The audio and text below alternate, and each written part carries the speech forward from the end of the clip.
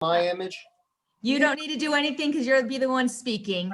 So Okay. the webinar is now live. We are going in and we have people coming in.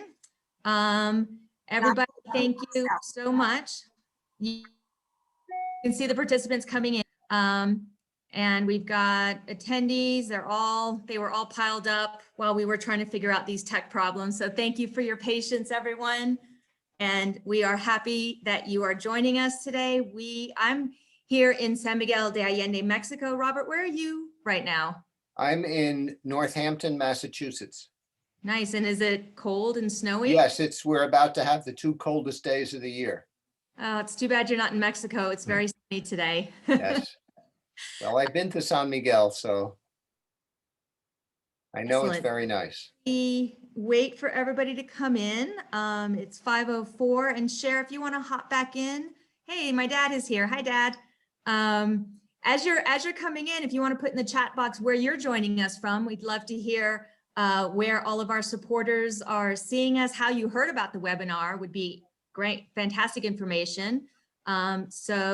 And one thing you'll see at the bottom in the chat, there's a chat window. There's also a Q&A. Robert will be speaking, and we welcome.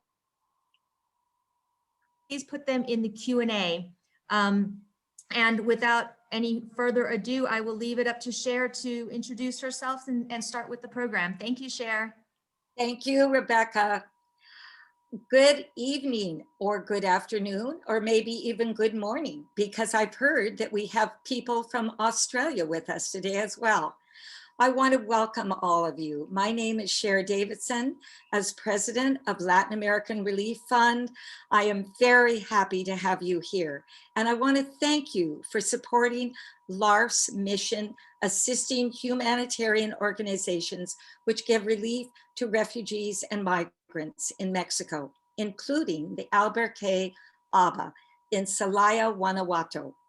As you know, LARF seeks to raise awareness of the plight of the migrants and refugees fleeing violence and poverty and the effects of global climate change. Your donations make it possible for us to continue and expand our programs, and to expand the recent program, an education one for the migrants at ABA, including a new edition called the Sidewalk Program. Watch for your newsletters. I'm going to be telling you about it. It's very exciting. You can read about that and other things if you go to our website as well. Your donations also provide medical care, physical therapy, and rehabilitation to the migrants who have suffered amputations and other injuries on their way. We can't thank you enough. And now I would like to welcome our distinguished speaker, Robert Meeropol, for tonight, and also our co-host, a very special person, the person who's just been helping us with tech issues, and that is Rebecca Eichler. She's a member of the board. And I would also like to introduce you to another member, Hernan Drobny, who will introduce Robert now. Thank you and enjoy the talk.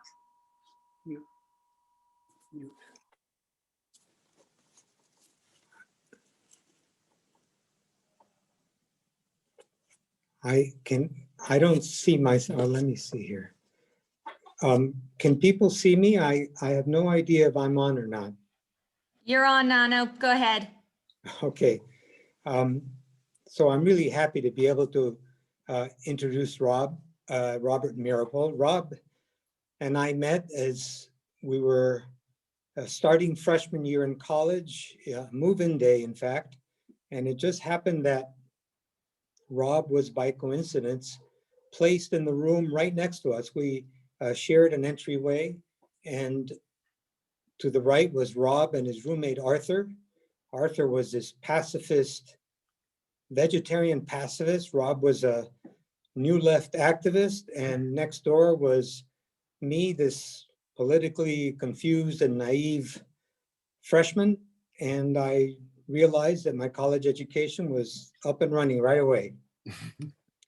Rob and Arthur decorated the rooms with a bunch of different posters and messages.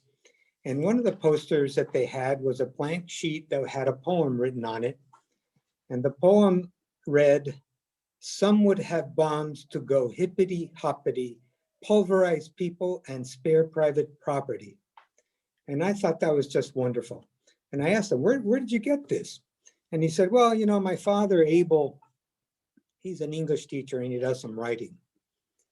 You know, I met Abel, I guess, on moving day. He's this thin, short guy with a little goatee and twinkle in his eyes. And it took me some time to learn that Abel Meeropol, under the pen name of Lewis Allen, was not just an occasional writer, he was big time. And in fact, among his big time hits was The House I Live In, which won the Academy Award for best song. And the really big song was Strange Fruit. Strange Fruit is about, is an attack song on lynching in the South. Billie Holiday sang it first, and it was declared the song of the century by Time magazine. And it's still being sung by even rap artists. So I learned that Abel and Ann Meeropol adopted Rob and Michael Meeropol, Rob's brother, after his parents, Julia and Ethel Rosenberg, were executed in 1953 for conspiracy to steal the atomic bomb secrets. So Rob, being the son of famous parents, really didn't want to be identified as the son of anyone. He wanted to be Robbie Meeropol. However, in 1973, Louis Neisser published a book called The Implosion Conspiracy. The conclusions in the Implosion Conspiracy would have probably pleased Roy Cohn and the other prosecutors of the Rosenbergs. But as part of, and obviously it was very unpleasant for Rob and Michael. And as part of this book, he published a bunch of letters from Julius and Ethel to each other and to their sons that were written in prison and were copywritten. So Michael and Robert felt they had to sue Neisser and come out in the open. And they used this suit, the proceeds from so they sued Neisser, and proceeds from the suit were used to sue the FBI and the CIA, and they filled up their basement with 300,000 previously secret files about the case. And as Rob reviewed these files, every once in a while, one of these files would, you know, reveal some information that was a little unpleasant, run counter to his previous understanding. And I would want him just to throw that out, to find a good excuse to, you know, just reject it. And Rob would be objective and have the intellectual honesty to look at it, review it, and if it was credible, to integrate it into his understanding of the case. So Rob went on to teach anthropology in college and then went to law school. And he left his law practice in 1990 in order to establish, well, a big and ambitious project. He wanted to establish a foundation with a mission to support the educational and emotional needs of children of progressive activists who, as a consequence of their political activity, had lost their jobs or been harassed or jailed or even died and could not really fully provide for their children. Rob called this his constructive revenge. So he established this public foundation. It's called the Rosenberg Fund for Children. Look it up, rfc.org. It's worth finding out, rfc.org, which has supported thousands of children and granted over $7 million since its foundation. In 2016, Rob and Michael mounted a campaign to exonerate Ethel Rosenberg, to get Obama to sign an exoneration for Ethel Rosenberg after it was clearly revealed that the US government knew that Ethel was entirely innocent and still went ahead and executed her. They gathered more than 60,000 signatures, helped a lot of people understand the power of government and how it can be used in pretty nefarious ways. And Rob, in all this time, has continued to be speaking both nationally and internationally. He's written several books and lots of articles and op-ed pieces. And he's appeared in a number of interviews and television interviews and had a feature on 60 Minutes. So tonight, Rob is appearing in our webinar, which is, I guess, sort of a new venue for all of us. And so I really appreciate your generosity, Rob, to appear in this webinar. And the title of his talk is called, "What Would Tom Paine Advocate Today?" And it's based on a quote from his books, The Rights of Man, written in 1791, which is, "The world is my country, all mankind are my brethren, and to do good is my religion." So welcome, Rob. Well, thank you. I do hope that I can be heard. Please let me know if there's a problem, Rebecca. But I thank you all for attending. I would love to be able to see you all, given that there are people I know on this webinar, but it's still nice to make this connection, even if it's totally virtual. What would Tom Paine advocate today? I'm going to talk for about 20 minutes, and then we'll take questions. Well, perhaps some in the audience are unfamiliar with Tom Paine. As a North American, I'm surprised by this, because during the American Revolution, he was perhaps the most famous or notorious, depending upon your belief system, American revolutionary on the North American continent. Tom Paine was born in Thetford, England on either January 29th, 1736 or February 9th, 1737. If we use the earlier date, tomorrow would be his 285th birthday. So happy birthday, Tom. He came to the American colonies in 1774. He made corsets for a living, but became famous as a revolutionary philosopher. His pamphlet, Common Sense, helped inspire the American Revolution. John Adams wrote, quote, "Without the pen of the author of Common Sense, the sword of Washington would have been raised in vain." You could say Tom Paine represented the radical wing of the American revolutionary impulse. He was the most influential thinker of the revolutionary period, but once the new order was established, he was relegated to a secondary role by the more conservative powers that came to be. Only 6 people attended his funeral when he died in New York in 1809, because he was ostracized for a pamphlet he wrote attacking a literal interpretation of the Bible. He advocated for human rights, women's rights, for a minimum wage, for the right of rebellion, and against slavery. He was prescient, a prophet born well before his time. Much more could be said about Tom Paine's actions and writing, but that's not the focus of my talk today.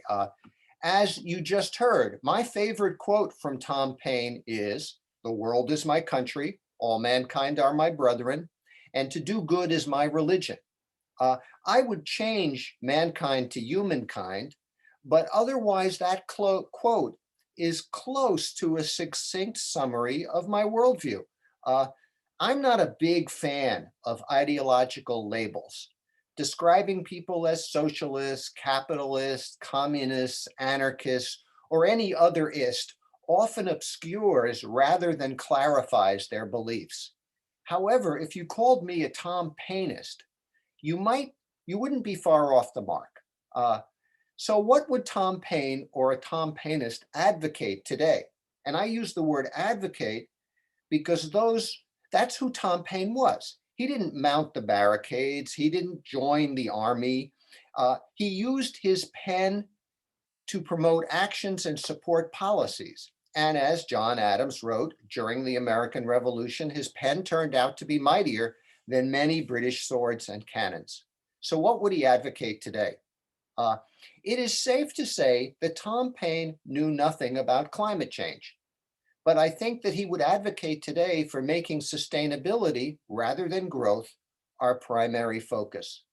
As a person of the Enlightenment, someone who elevated reason and science, he would argue first for applying our scientific knowledge to make a realistic assessment of what we face. Given that climate change is a global problem that must be tackled by all people everywhere, advocating for revolutionary change in order to achieve global sustainability is exactly what someone would do who believed in doing good for the entire world and all the people who live upon it. Now, I don't know how much Tom Paine knew about environmental interactions, so do not know if he understood that doing good for all people also requires doing good by the plants and animals we share the planet with. But as an Enlightenment man of reason, if he were alive today, he would quickly reach that conclusion. So what is a realistic assessment of what we face? Now, most of us have heard a lot about bigger storms, worse droughts, hotter temperatures, coupled with more erratic weather in general. We've also heard about sea level rise and catastrophic weather events causing tens, even hundreds of millions of climate refugees, and that this will cause widespread misery, social chaos, and war. I hate to say it, but that's a sugar-coated assessment.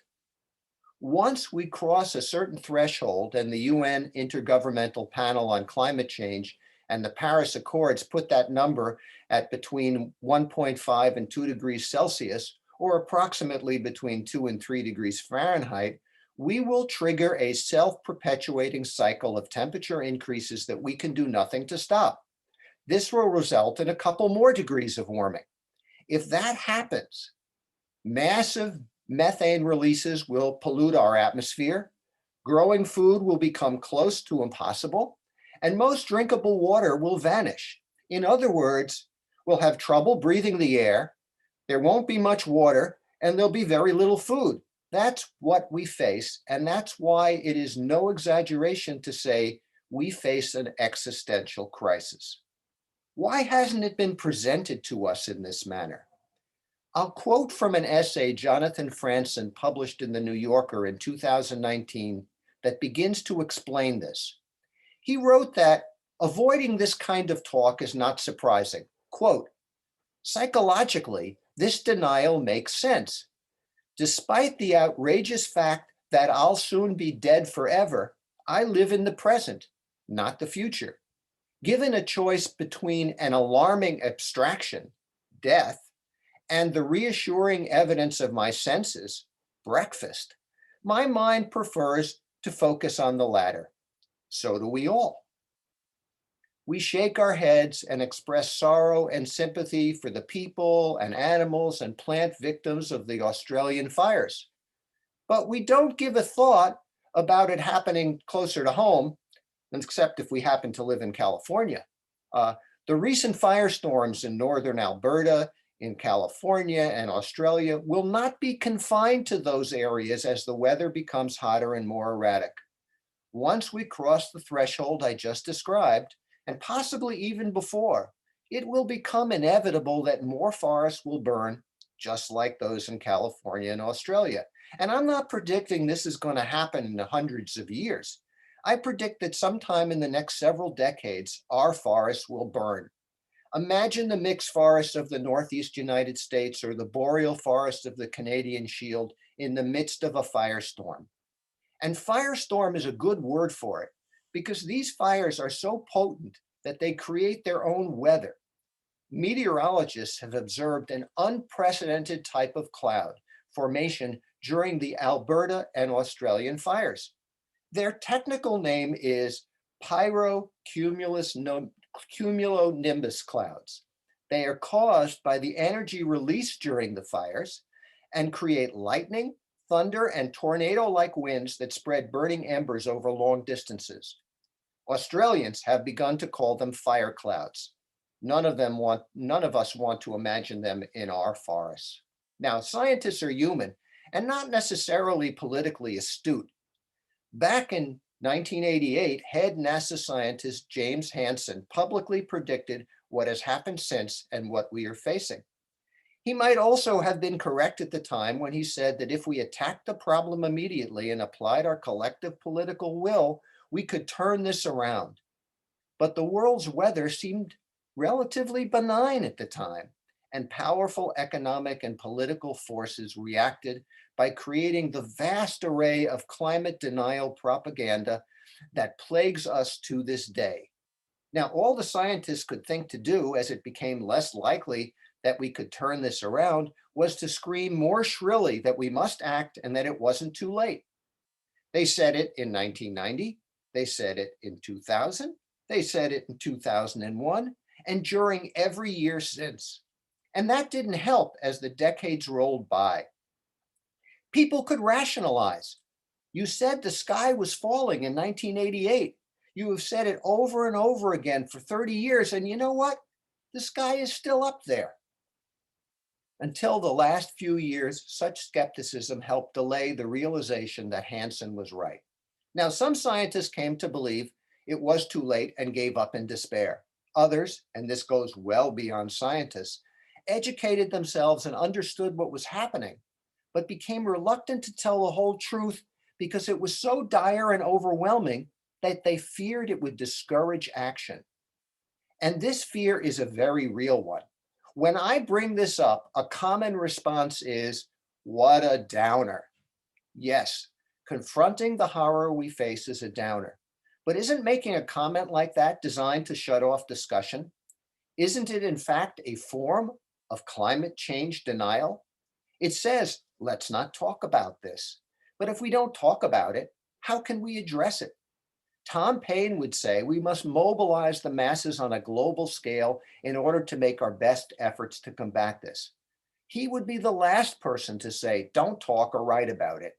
And I hope that no one who hears this talk will ever try to stifle climate change related discussion by saying it's a downer. And better still, if you hear someone else say it, confront them about it. As a political strategist, Tom Paine would also make a realistic assessment. His application of the science to our political situation would lead him to conclude that we are unlikely to change the global power structure quickly enough to avoid crossing the threshold I talked about before. However, Paine never shied away from taking on long odds, so I bet confronted with this crisis, he'd pen a pamphlet. Perhaps he'd entitle it Environmental Common Sense. In this pamphlet, he'd outline how to make our most effective effort to save ourselves and the productive capacity of the planet. What kind of change would he urge? As a revolutionary who looked at social structure as a whole, he would urge that our survival now depends on transforming our basic social ethic from competition to cooperation. He would see the need to place the environment over profit and the economy. To repeat, he would note that sustainability rather than growth must be our guide star. How much time do we have? If we don't turn things around in the next 10 years, how long before we blow through the threshold that will generate self-perpetuating changes that we will be unable to stop and that will render the planet close to uninhabitable? Scientists tell us it takes 30 years to feel the full impact of the greenhouse gases we've pumped into the atmosphere in any given year.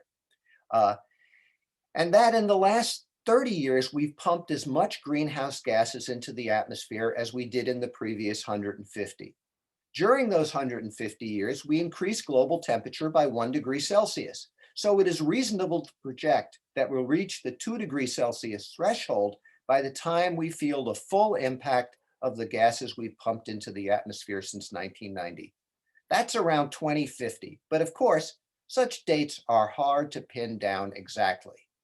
A well-connected and well-funded British think tank, the Breakthrough Institute, has produced a policy paper that sheds further light on how much time we have.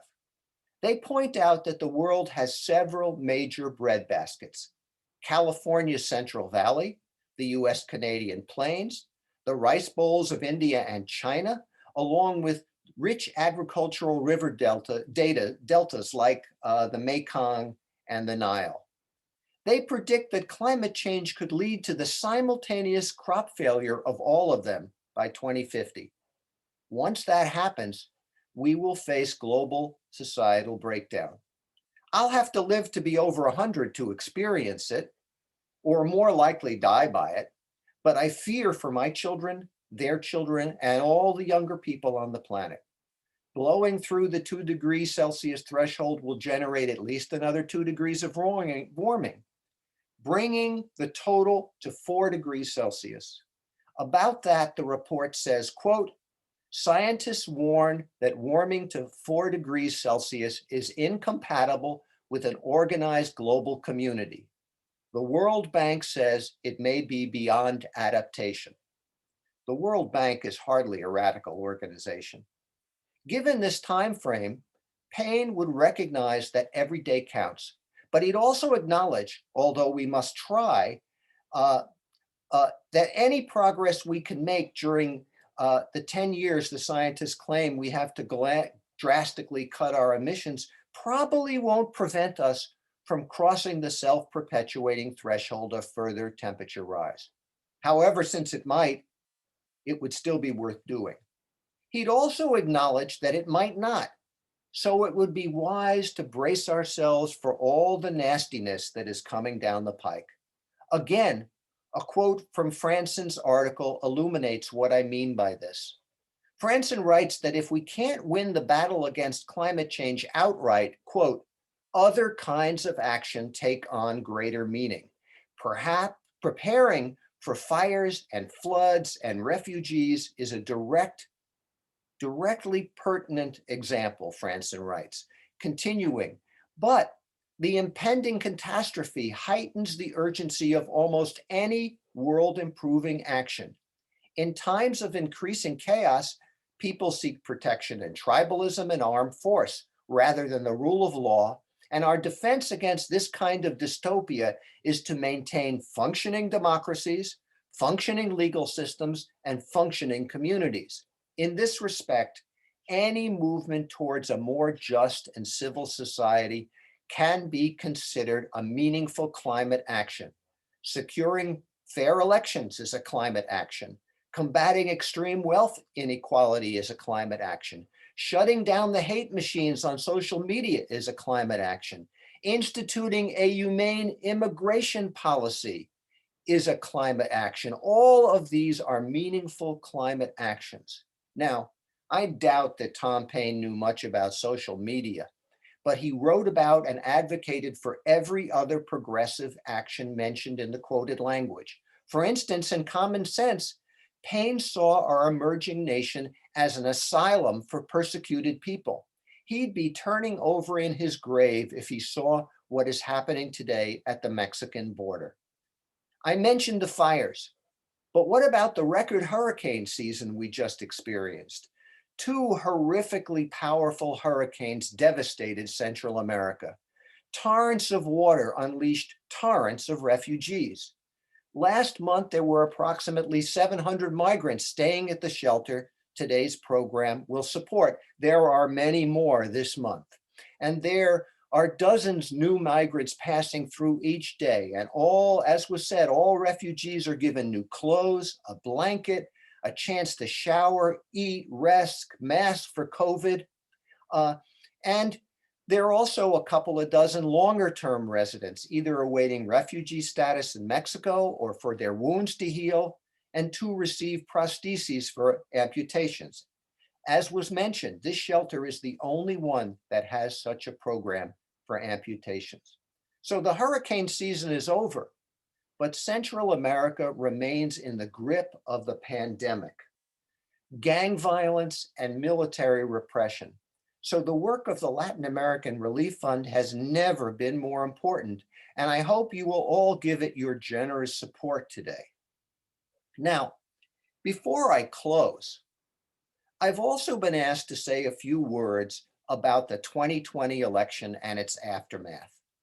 Remember what Franson wrote about the growing need for functioning democracies, legal systems, and communities, and the growing threat of tribalism and armed force. That's exactly what we witnessed in the United States on January 6th.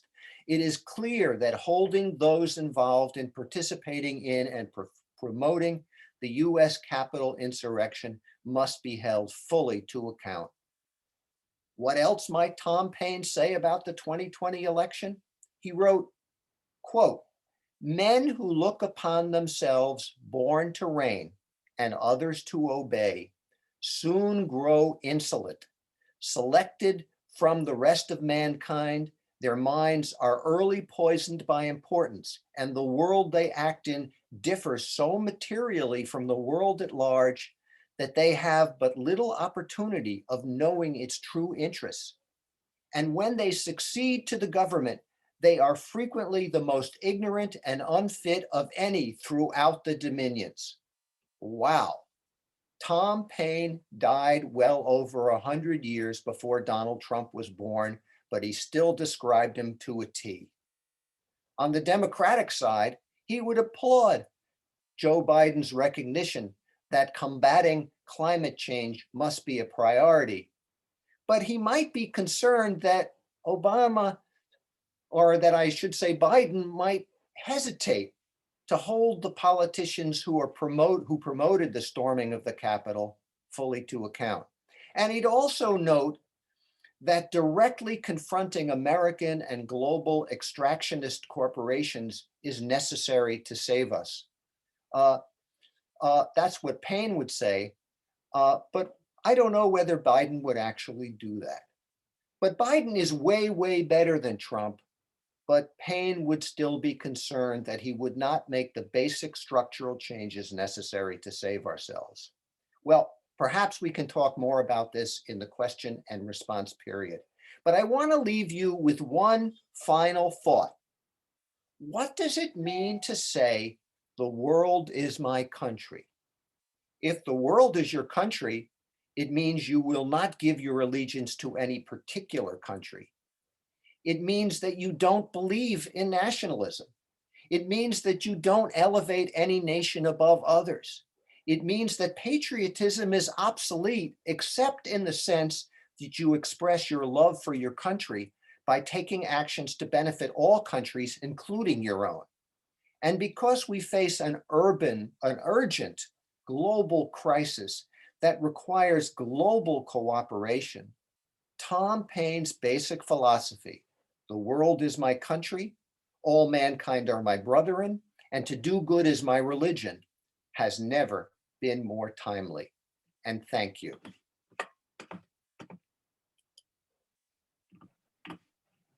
Robert, thank you so much. That was very enlightening. We have, if anybody has questions, feel free to pose them in the Q&A box. Chair, do you have something? I want to thank Robert. I was sitting here clapping the whole time. What a wonderful message. Thank you so, so much. And I want to now welcome you and the audience to participate in the Q&A, and Rebecca will be handling all of that. So make sure, everybody, please post your questions now in the chat box to the right. If you click on the bottom, it will show up to the right. And we'll proceed. So we've got a good almost half hour for questions and answers. So we have one comment from Arthur Canegas. Arthur, I'm sorry if I'm mispronouncing your name. He first says, "Fabulous talk, Rob." I posted a link to a short film, "My Country is the World," and he also has a feature-length movie, "The World is My Country," which is now coming soon to public broadcasting stations around the world. And they specifically talk about how Tom Paine's book inspired Broadway actor Gary Davis to become world citizen #1. And we include a link to watch the movie. His question is, how can we rise above the nation state system to build a future in which we, the people, govern our world to avert ecocide and nucocide and build a world in which we will survive and thrive? Well, if I could answer that question, it would be, I wish I could answer that question. I do say one thing that encourages me about all this, and that we may, those of us who live in the United States may not fully appreciate, and that is all around the world, particularly indigenous peoples, whether it be in Latin America or in or in Africa or in Asia, you find that there are huge numbers of people who are organizing to protect the planet and who are connecting with each other. And we now have, through the internet, the ability to communicate and connect with each other. So the means are there, and I think there's a will on probably tens of millions of people across the planet to move in that direction, but we've got a long way to go.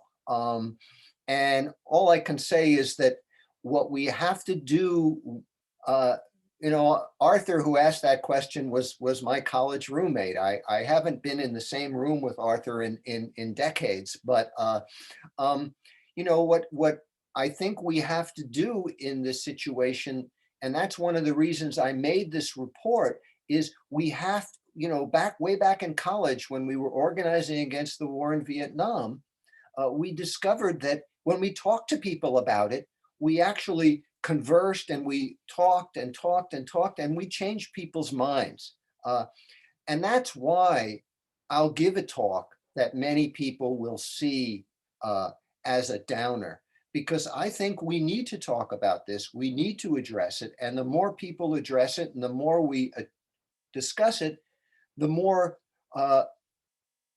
we will spread the message.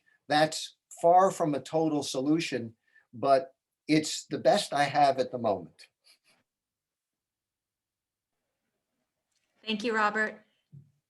Ooh, I'm not sure if anybody can hear this. My computer might be frozen. Racism is what divides us. What do you think Tom Paine's perspective on race would be today? Well, that's interesting, because I think that racism is it really is one of the, perhaps the core problem. It is certainly one of the core problems right now. And it's used to keep people apart. It's used to set people at each other. But I know that Tom Paine advocated against slavery, and in The Rights of Man felt that all human beings, are essentially the same. And the idea that one race is superior to another would have been anathema to him.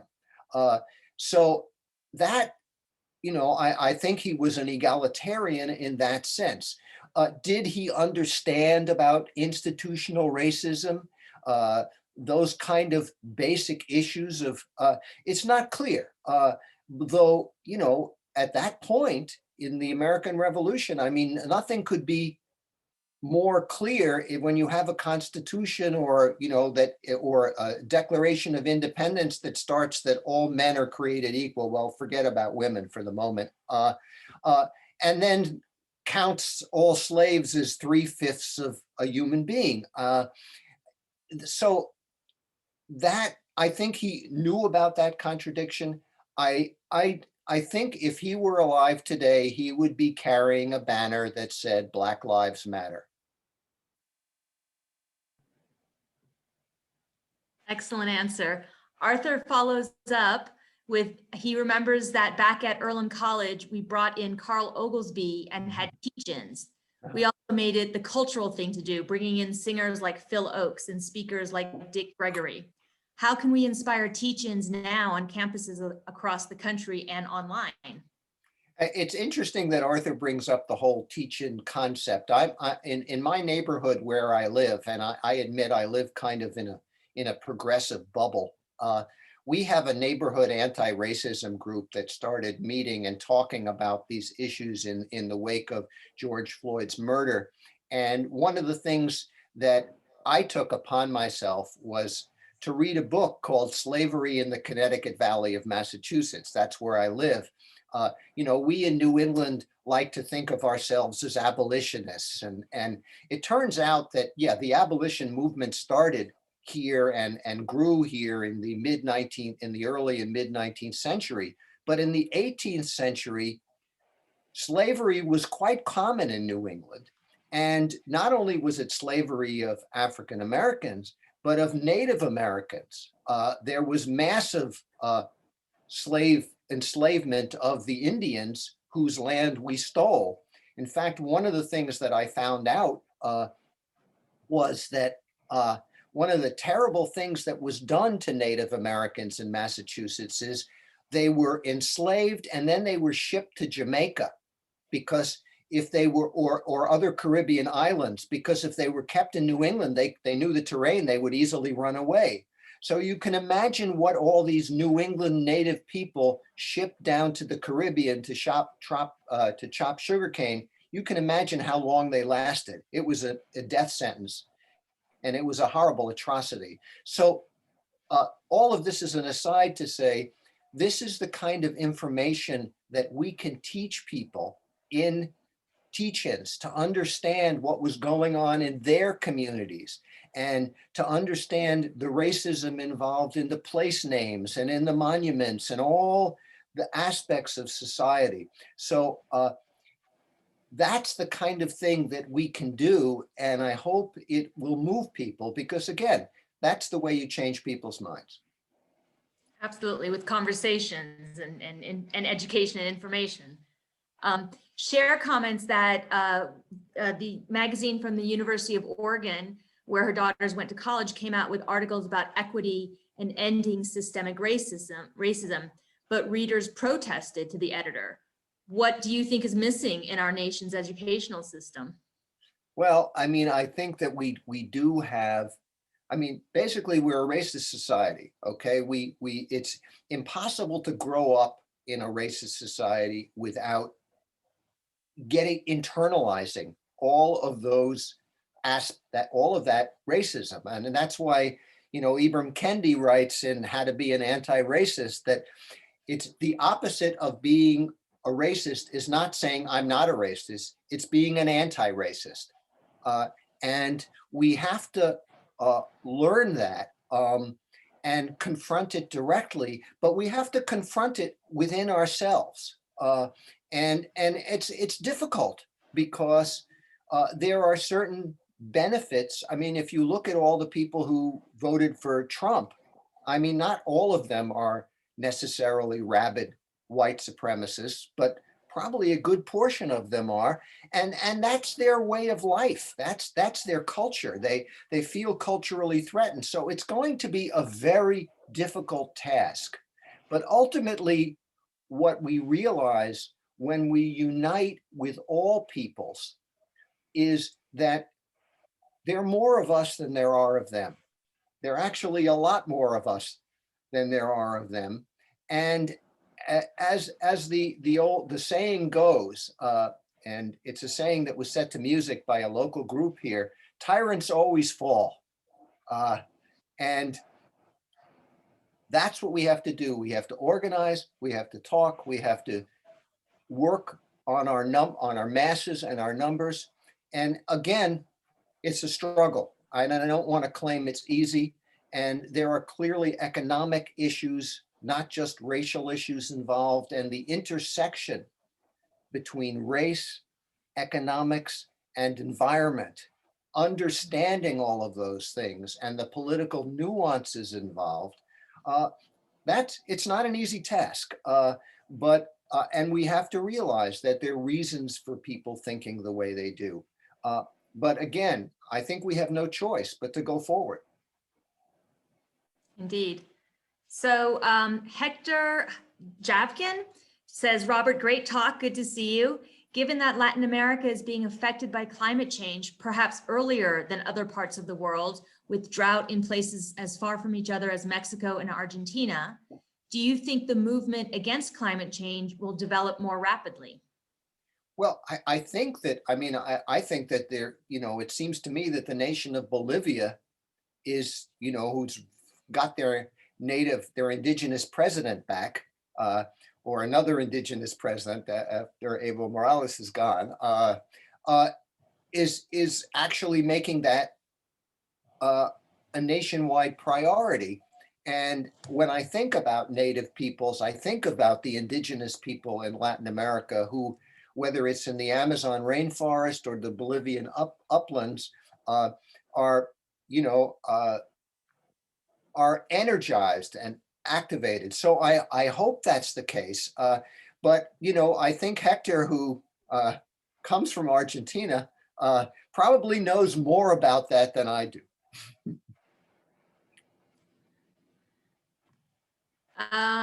Let's see, we have a question from Joan Goodkind. Do most countries now have a me first, in the sense of America first majority population? Well, you know, you know, I don't know the answer to that.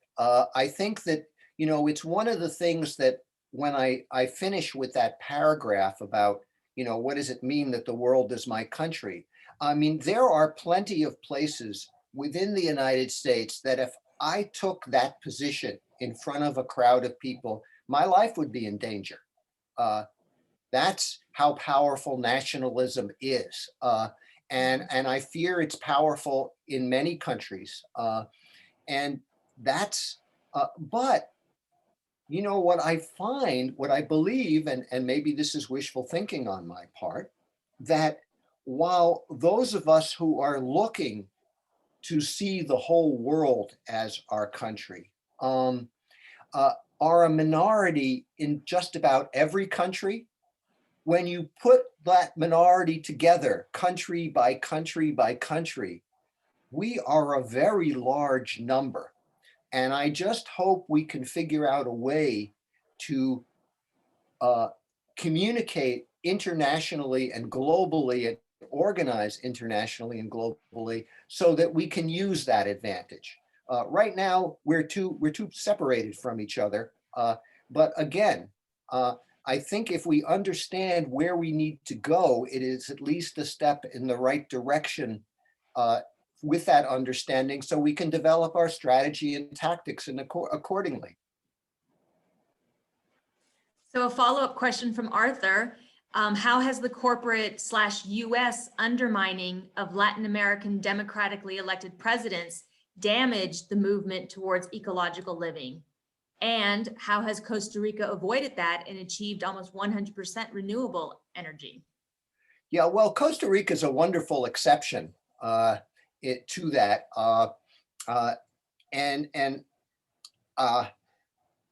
I think when they abolished their army, everybody was shocked. And oh, that's you know, it's not going to work. It's going to be a disaster. And it didn't turn out that way at all. And so maybe it's an object lesson for us. But in terms of, you know, if you just look at the example of Bolivia, they had a progressive native indigenous president. He was basically overthrown by a military coup with the support of the United States.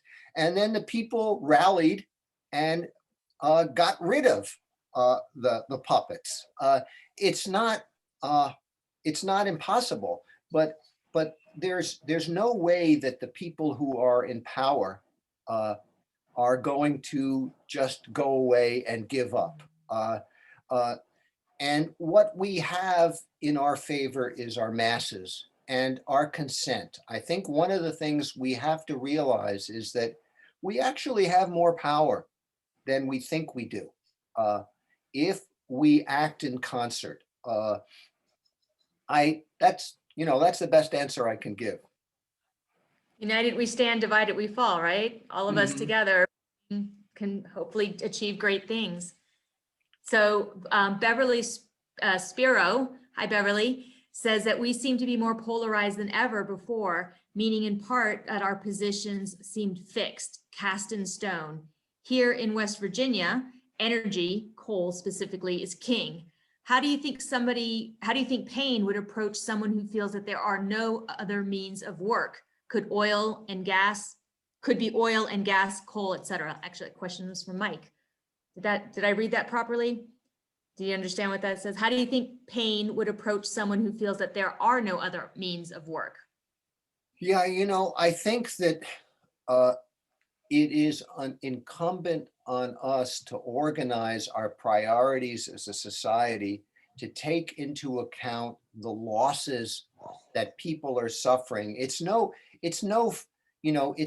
the coal miner's fault who was born into a coal mining family and that they mine coal. It's not the fault of the people who find themselves in this situation.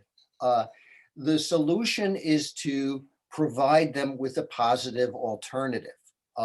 And oftentimes that requires a substantial financial investment. The problem is that our financial priorities, stand on their head. So we have to reorganize our financial priorities. It is my hope.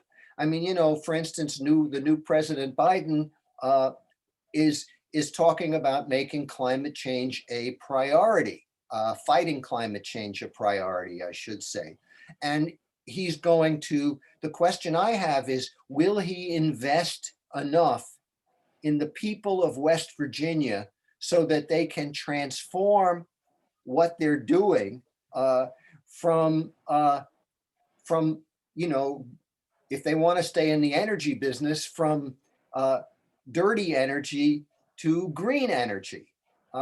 There's a song that probably is unfamiliar to people because it's a local group that's not very well known outside of our area. But the title of the song, the first line of the song was, "My father was a coal miner, but I'm going to be a sunshiner." So transformation is possible, but you have to show people on the ground that it can be done. They don't need words, they need concrete action. And if you can provide concrete positive action, you can move people, but it's very difficult until you do so. I think that's a great point. And Arthur actually follows it up on the topic of transformation back to Costa Rica. When Costa Rica was faced with a military incursion on their territory and were urged to reply militarily, instead they took it to international and inter-American courts and handled it with law, not war. The amazing Costa Rican example is shown in the film A Bold Peace. His question is, how can we move towards using the power of world law rather than military might to solve disputes in the world? Mm-hmm.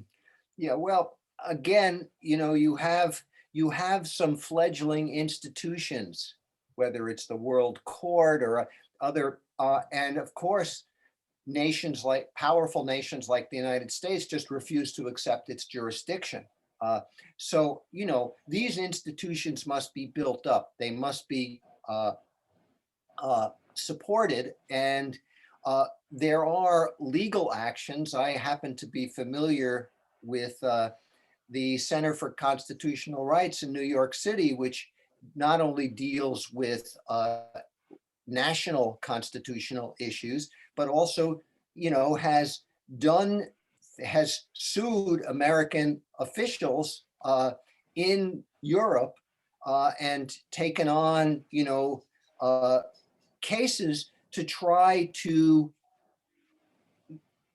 bring international consequences to those who are, international pariahs, like many of the leaders of our country have been.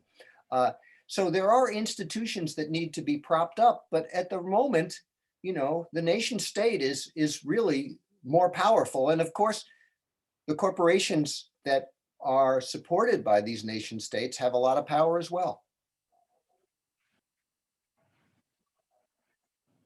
Indeed. Tibby Brooks just comments that Paine was among only 3 of the founding fathers who never owned slaves, human slaves, that is. She thanks you for the really good talk. Oh, well, and hello to Tibby. You seem to have a lot of friends on here. Let's see, there was a comment from Laura, Mike and Ruthie, they know the song that you referenced. Oh, yes, Mike and Ruthie are, that's their song. Arthur asked, was the Center for Constitutional Law involved in bringing the case against Pinochet? Yeah, well, Center for Constitutional Rights, I think yes, they were involved. I believe they were involved in that. They also were involved in bringing the case against George W. Bush for torture. And so they have been involved in that. And of course, and they actually were the very first Guantanamo Bay cases. So that, we need institutions like that. We need to develop them. But I don't want to be a Pollyanna here.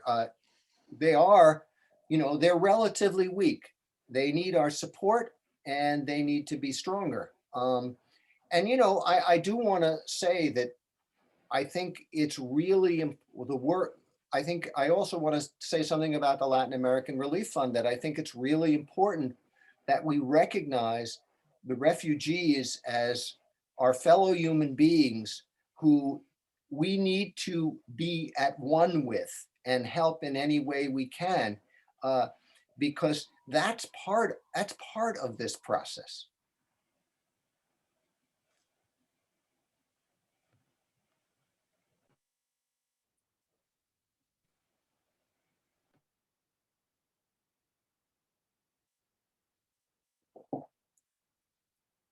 Rebecca, you're muted. I just noticed that. Thank you. Hector had a follow-up question. Robbie, you can mention that you know about the Center for Constitutional Rights in part through Rachel Meeropol. Yeah, my daughter's a lawyer there. That's, I have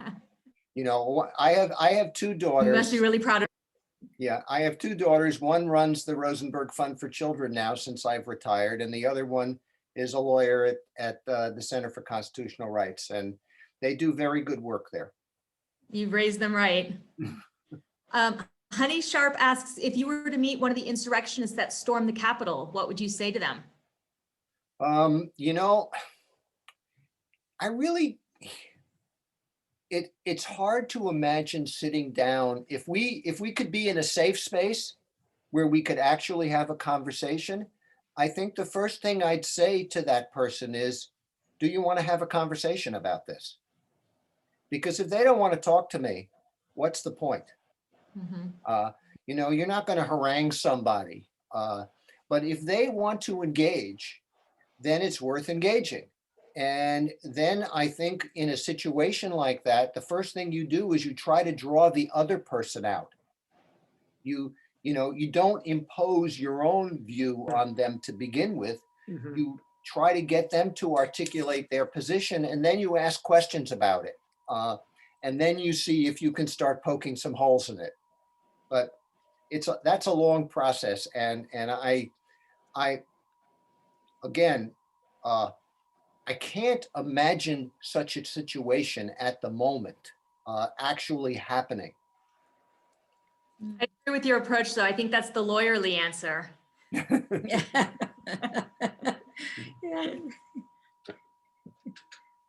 Chevy says, friends and neighbors, I'm right down the street from Robert. He thought you were in Mexico City.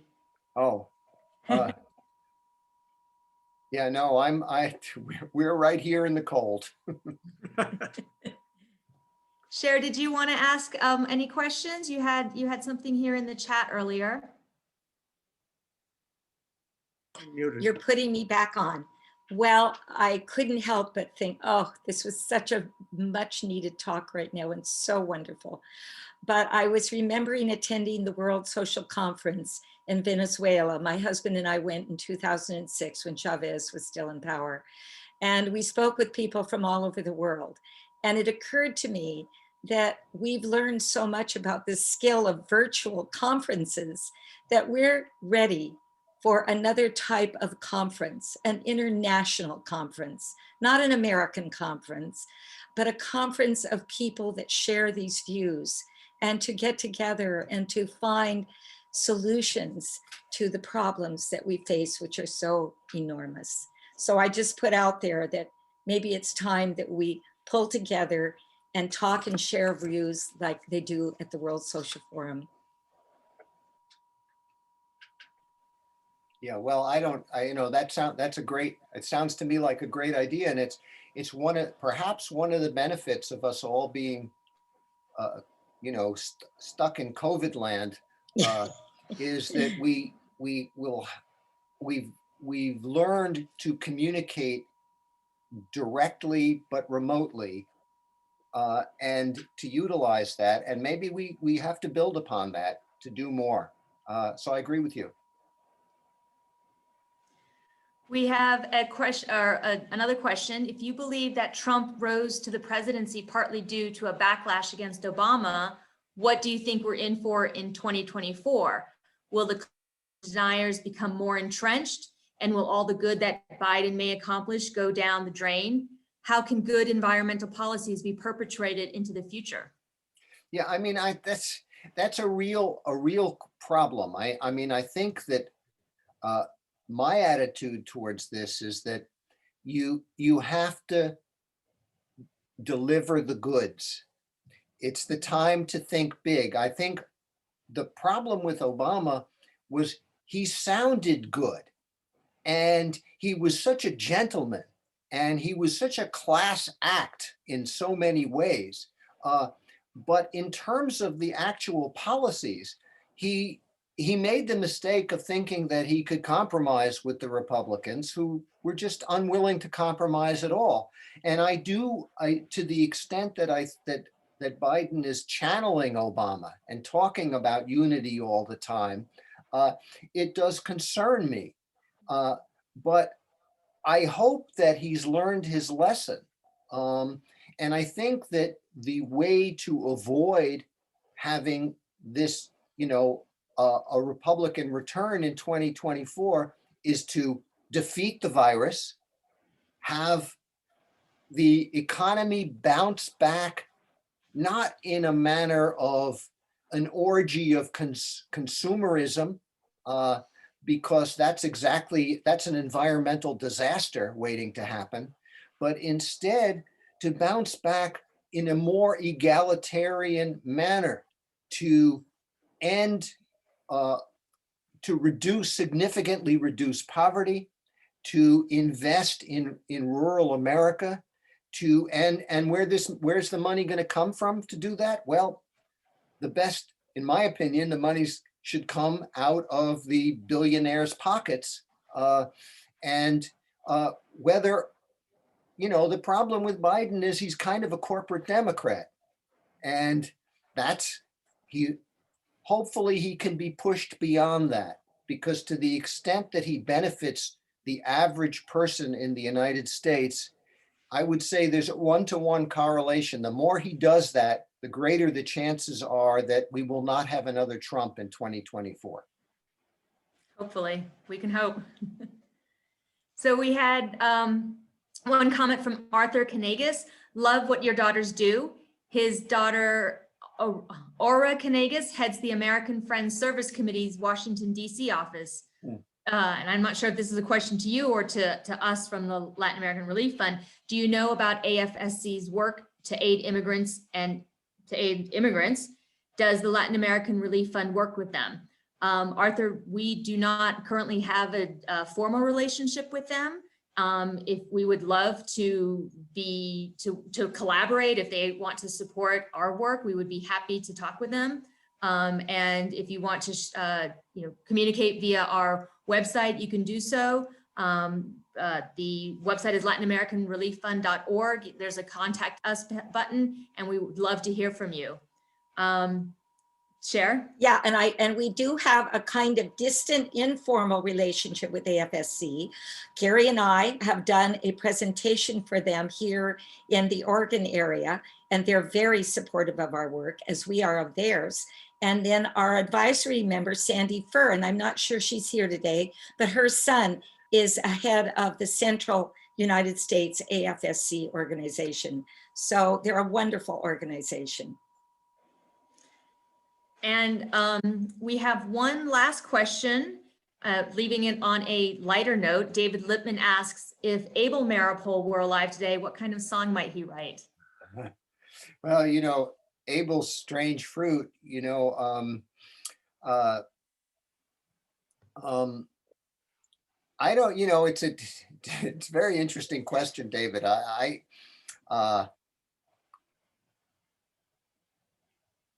I would like to think that he would have something to say given uh, about Black Lives Matter, that given the history of strange fruit, uh, perhaps he would have something to say about that. I mean, I think it is though that raises the issue of cultural appropriation, which is a little sensitive these days.